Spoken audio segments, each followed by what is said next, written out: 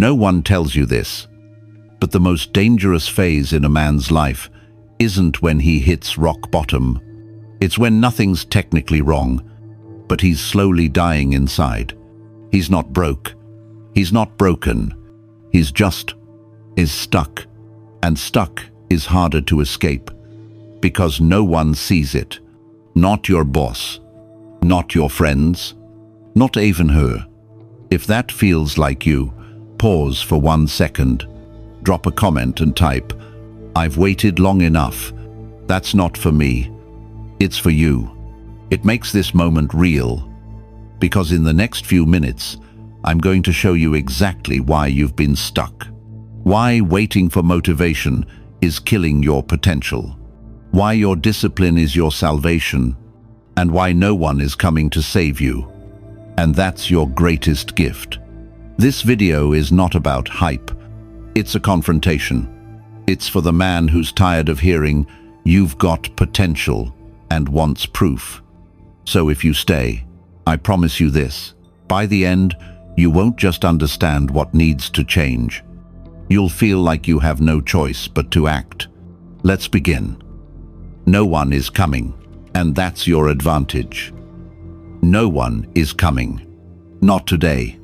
Not tomorrow. Not when your rent's due and the direct deposit never hit. Not when you maxed out 2 credit cards trying to stay afloat.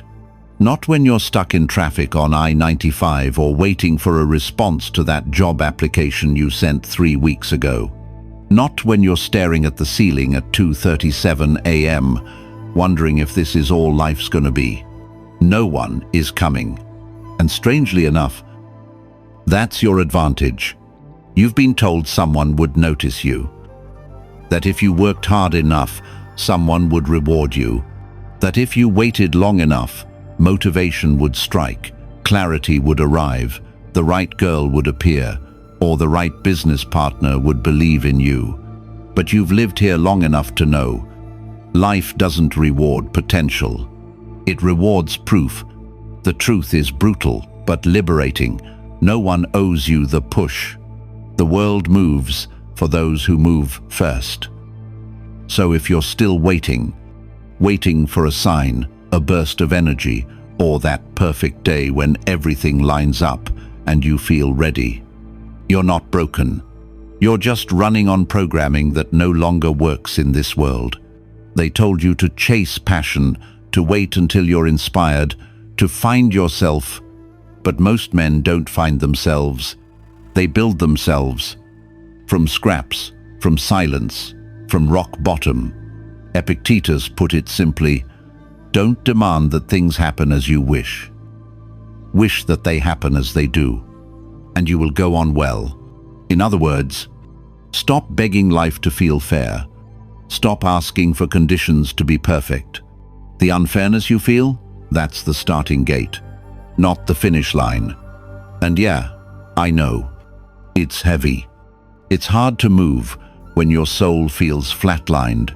Hard to keep showing up when progress is invisible. But here's the thing most guys don't want to admit. What's easy won't change you. What's hard, that's the furnace. Every time you get up without applause, without likes, without someone cheering you on, you're voting for your future self. The man who doesn't need approval to execute. The man who leads without a title. The man who wakes up, laces up, and shows up, even when no one's watching. You want momentum. You want change. You want to stop feeling like a ghost inside your own damn life. Then hear me now. Action is not optional. It's oxygen. You breathe or you choke. You move or you rot. And no, there's no cavalry. No mentor who will discover you. No girl who's gonna fix you. No lottery ticket. No email from the universe. But that's not your tragedy. That's your opening, because you don't need to wait anymore. You don't need permission. You don't need a green light. The road's been open the whole time. You just forgot you had the wheel. So let me tell you what no one else will. You are Plan A. There is no Plan B. The silence you feel, the echo of "where is everyone?" The loneliness of trying and failing and being invisible, that's not rejection. That's the beginning. So stop asking, "When will someone believe in me?" Start asking, "What would happen if I finally believed in myself enough to act?" This is the pivot point. This is the rewrite. This is where it all shifts. Not because someone showed up, but because you did. Stop chasing motivation. Start giving orders. Most people think they need motivation, but what they really need is an ultimatum. Not from the world, from themselves. You've been sold a lie. That you have to feel good to do good. That you need to get inspired before you move.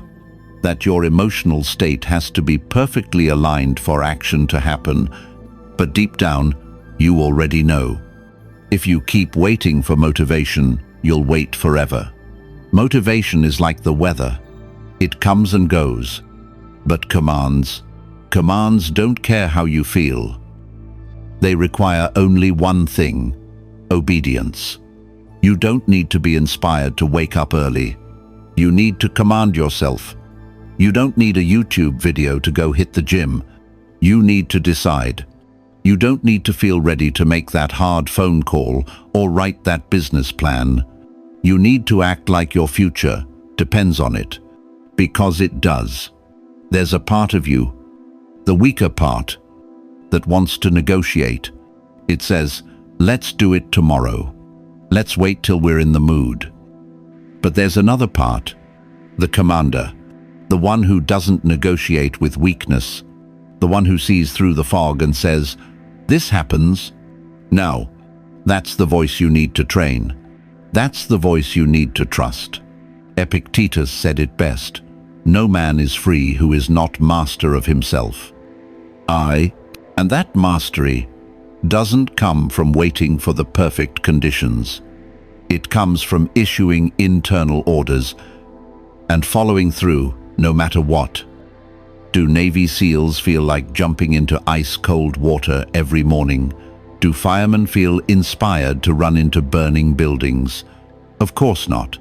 But they've trained themselves to override emotion with duty.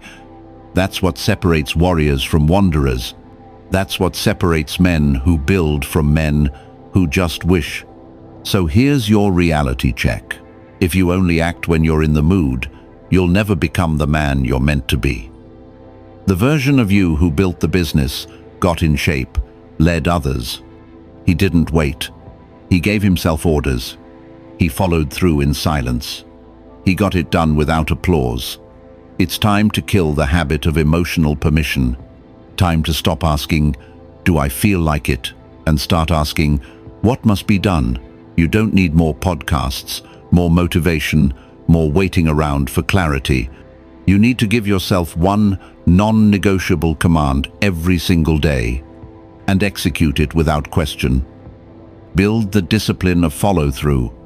Build the reflex of action over hesitation. Because once your mind learns that we don't wait, we move, everything changes. The identity shifts, the resistance fades, and power returns. Not from outside, but from within. So next time you feel stuck, don't reach for inspiration. Don't scroll. Don't vent. Just look yourself in the mirror and issue the order. We go. Now. 1. And if you've ever waited for motivation and realized it never came, drop a jot or type "I lead myself" in the comments. Let's see how many men are done waiting and ready to command. Every time you wait, you lose yourself. Every time you wait, a piece of you disappears. Not loudly, not all at once, but slowly, silently, like rust eating away at steel. You don't feel it at first. You say, "I'll start Monday. I just need a little more time. I'm almost ready." But what you don't realize is, every delay costs you something. And the most expensive thing it steals is your identity. You don't become weak overnight. You lose strength in tiny, invisible ways. The skipped workout, the idea you never wrote down, the uncomfortable conversation you didn't have, the job you stayed at one more month, the woman you knew wasn't right, but you kept entertaining. None of them seemed like a big deal. Until you woke up one day and couldn't recognize the man staring back in the mirror. Because here's what no one tells you. Inaction is an action. And every time you choose it, you're saying, I'm okay with not becoming who I could be. End of Paul. You weren't born to wait. You weren't built to hesitate. Look at your bones, your blood, your brain, all of it designed for movement. Your body wasn't created to scroll and stall. It was designed to charge, to build, to adapt. And the longer you deny that nature, the more disoriented you become. The Stoics understood this. Seneca wrote, "It is not that we have a short time to live, but that we waste a lot of it." And the modern man, he's wasting more than time. He's wasting himself. Every year he delays, he adds another layer of confusion, self-doubt, and regret. He gets more information but less clarity. More options, but fewer decisions. And that fog, it's not out there. It's in him. You think you're playing it safe by waiting, but what you're really doing is bleeding confidence, drip by drip, until you become a man who talks a lot about what he will do, but no longer believes he's capable of doing it. This is where most men start to fracture, when the distance between who they are and who they could have been becomes unbearable. They try to numb it with distractions. Porn, alcohol, dopamine loops, constant stimulation, but you can't distract your way out of purpose, and you can't escape the feeling that you were supposed to be more than this. You don't need more time. You've had time. You need movement. You need to act before you feel like it. Before the plan is perfect. Before anyone claps. Because that's where self-respect is born. In the moments no one sees, but you never forget. The day you finally said, enough. The morning you got up and moved, even when nothing felt certain. The night you stopped negotiating with fear and chose momentum instead. You will not always be the smartest. You will not always be the strongest. But if you can become the man who moves first, even when it's uncomfortable, even when it's uncertain, you will earn something no one can take from you, a self you respect. So, stop losing yourself. Stop shrinking. Stop waiting for clarity, approval, or the perfect moment. No, you don't need permission. You need to remember who you are and act like it. Pain will break or build you. Which one will you let it do? Everyone carry pain. Some show it. Most bury it. But here's the truth. No one says out loud. Pain isn't the enemy. Pain is the invitation. Not to collapse, but to reconstruct. The problem isn't that life hurt you. It's that you thought pain was the end. That because something shattered, it meant you were shattered. That because something burned down, you had nothing left. But the Stoics knew better. Marcus Aurelius wrote, "What stands in the way becomes the way." In other words, the obstacle is not the reason you stop. It's the reason you start again. Differently. Pain only has one job, to show you what's broken, what's weak, what's untrue. After that, it's your choice. To be defined by it, or redesigned through it. You can let pain make you bitter, or you can let it make you better. You can let it shut you down, or you can let it break something false in you, so something real can rise. But most men don't choose. They numb. They distract. They perform. They wear the suit, play the part, say the right things. But under the surface, they're angry, not at the world, at themselves. Because deep down they know this pain was supposed to transform me, and I ran from it. And maybe that's you. Maybe you've been through hell. Divorce, betrayal, failure, debt. Maybe you're still there, still pretending it doesn't hurt, still hoping it'll pass on its own. But here's what you need to hear. Pain doesn't pass. It waits until you confront it. It waits until you stop blaming. It waits until you stop hiding. It waits until you decide to build with it, not just bleed from it. What if your pain wasn't random? What if it wasn't punishment? What if the very thing that broke you was trying to rebuild you into someone unshakable? It's easy to forget, but bricks aren't made from comfort. Steel isn't forged in soft waters. Strength is a byproduct of pressure. And some of the strongest men, you know, they're not brave because life went well. They're brave because pain showed up early, and they answered it with purpose. So here's the real question. Will you keep running from the fire, or will you finally step inside it and reforge who you are? You don't need to explain your scars. You don't need to justify your wounds. But you do need to choose. Let this pain make you soft, scattered, and cynical, or let it make you sharp, focused, and fully alive. It doesn't have to be fair. It just has to forge you. Because the world doesn't need another man who's doing okay. It needs one who's been to the bottom and chose to come back, rebuilt. So the next time life hits you, don't just survive it. Turn it into something unbreakable. Discipline is how you rebuild your self-respect. Discipline isn't about punishment. It's not about waking up at 5 a.m. just to say you did. It's not about grinding for applause or stacking routines to prove your worth. Discipline, real discipline, is a love letter to your future self. It's the most honest form of self-respect. Not words, not affirmations, but action, consistent, repeated action that says, I matter, my word matters, my life matters. Most people think discipline is restriction, but restriction is what happens when you lack discipline. When your finances spiral, your body gives up, your mind becomes a fog of excuses. That's when freedom disappears.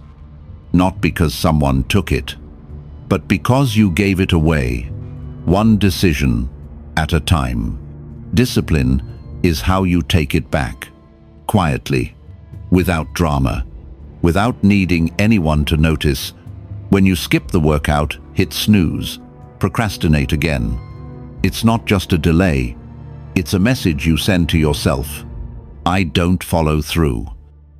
My comfort matters more than my character. And when you repeat that message enough, it becomes a belief. That's how erosion starts. Not from one failure, but from repeated permission to be less than you are. You want confidence? You want clarity? You want to feel like a man who knows who he is? Then stop chasing emotional highs. Start showing up even when nothing feels exciting. That's the kind of discipline that builds something unshakable inside you. Seneca said, "No man is more unhappy than he who never faces adversity, for he is not permitted to prove himself." That includes the adversity you create on purpose, the hard things you choose daily, the alarm you don't ignore, the reps you don't skip, the budget you don't violate, the plans you honor even when nobody else is watching. That is what makes you trustworthy.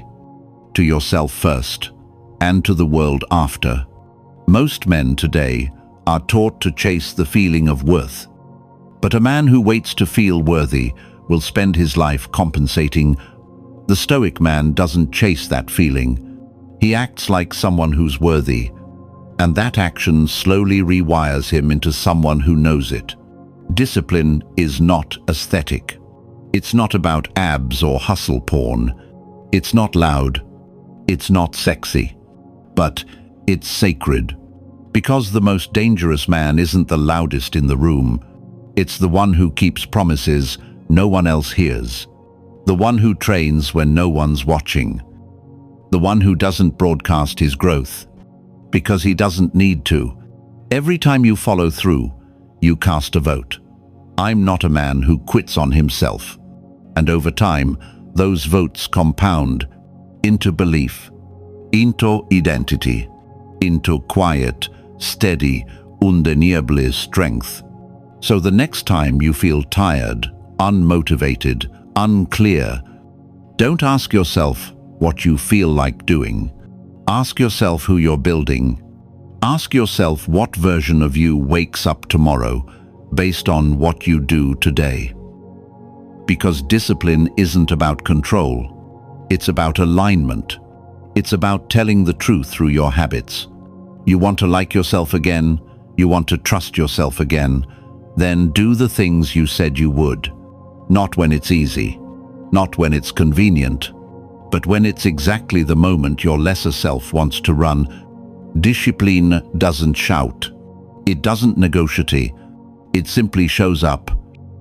And if you want to rebuild your identity from the ashes of hesitation and excuses, this is where you begin. What's one small discipline you're committing to this week? No matter what, write it below. Not to impress anyone, but to anchor your promise. We'll read it.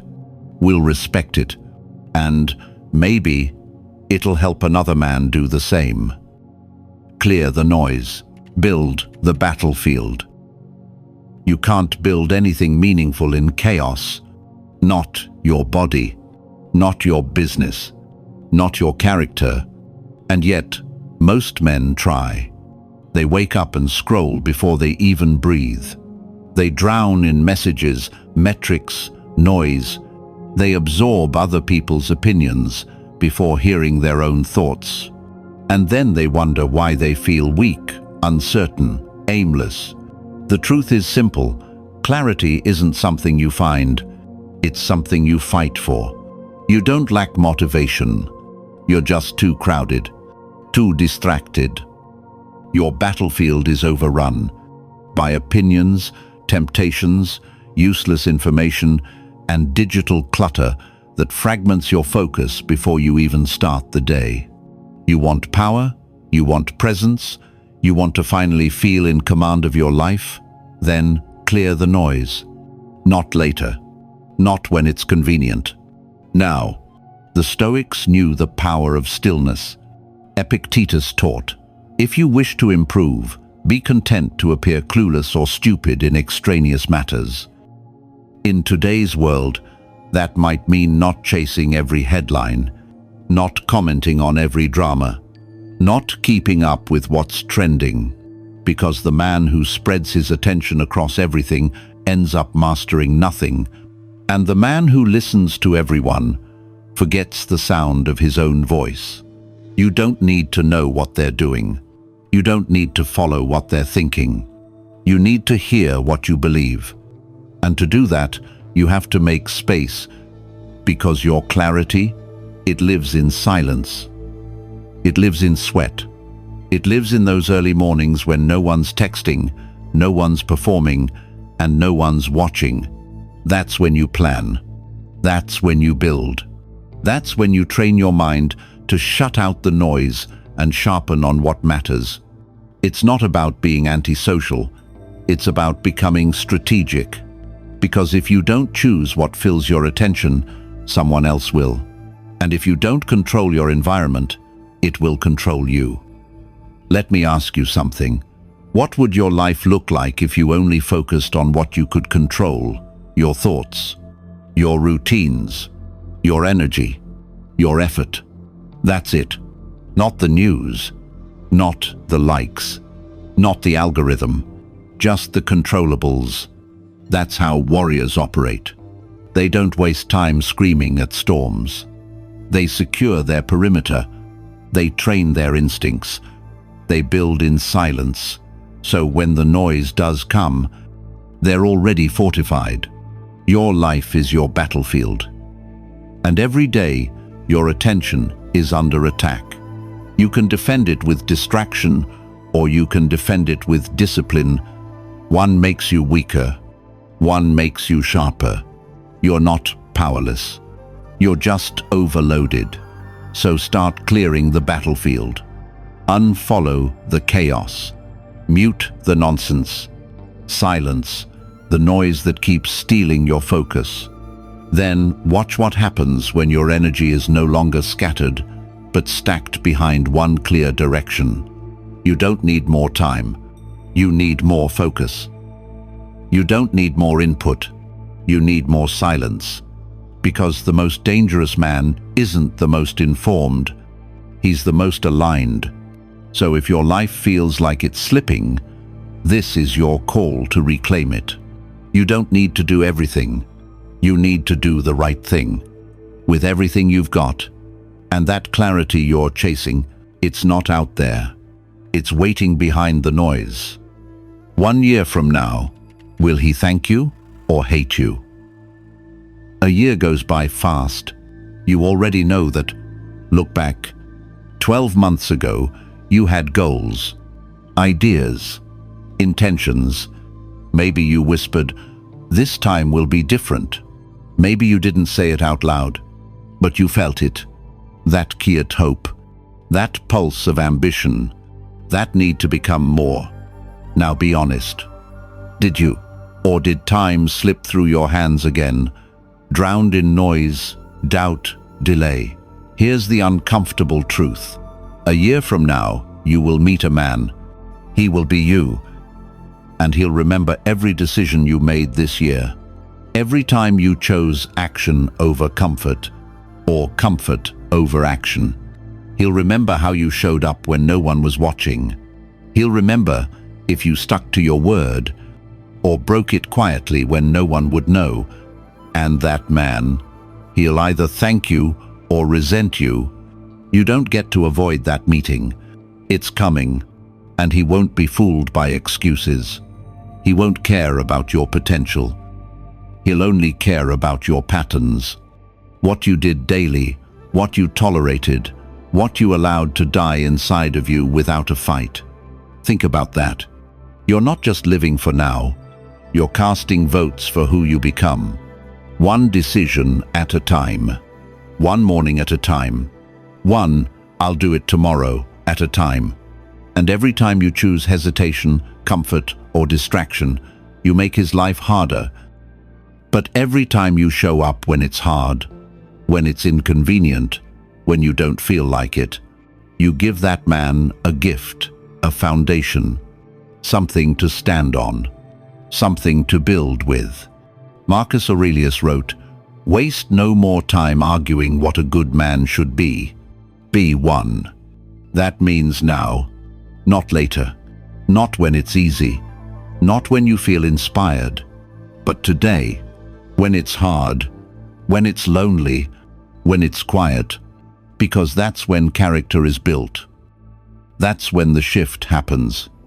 Not in some future breakthrough, but in today's small, silent, unseen choices. You don't need a grand plan. You need to move. You need to commit. You need to pick one thing, just one, and execute on it like your future depends on it. Because it does. You already know what needs to change. You've known for a while, and the longer you ignore it, the more that future man suffers. He'll inherit your hesitation, your regrets, your untapped potential, but he'll also inherit your strength, if you build it now. So look ahead. See him, not as a stranger, but as someone waiting for you to finally show up. Will he have more peace or more pain? Will he walk taller or shrink with shame? Will he say, "Thank you"? Or, "Why did you let me down again?" You decide. Right here, right now, because the future isn't coming to rescue you. It's watching you. And 1 year from now, that man will speak. Make sure he says your name with pride. You don't need another video. You need a decision. You've heard enough voices, read enough quotes, watched enough videos. But at some point, a man must stop consuming and start choosing discomfort over delay, discipline over doubt, action over agony. And if you've made it this far, something inside you already knows this isn't just about motivation, it's about reclamation, reclaiming the part of you that used to believe in movement, in purpose, in yourself. There is no next video that will save you, no perfect routine, no secret strategy. There is only this, a future version of you waiting to see if you'll finally become who you said you would. Not in theory, in practice, not when you feel like it, but when you don't, and move anyway. Marcus Aurelius said, "A man's worth is no greater than his ambitions." But here's what he didn't need to add. Ambition without action is just self-deception. So the question isn't, can you act? It's, will you?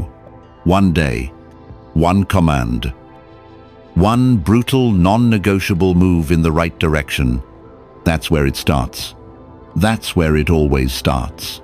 If you know this message wasn't just for you, drop your commitment in the comments. I choose to move. Because your courage might be the sign someone else is waiting for. And if this message stirred something in you, if you know it's time to stop being overlooked, underestimated, or ignored, then join us. Subscribe, not just to feed an algorithm, but to stay connected to a brotherhood of men who move with purpose, men who lead without applause, men who rebuild themselves in silence. By subscribing, you're not only upgrading your life, you're helping make this message visible to the next man, the one who's one hard truth away from changing everything. Welcome to the quiet few, the ones who move like leaders, even when no one claps.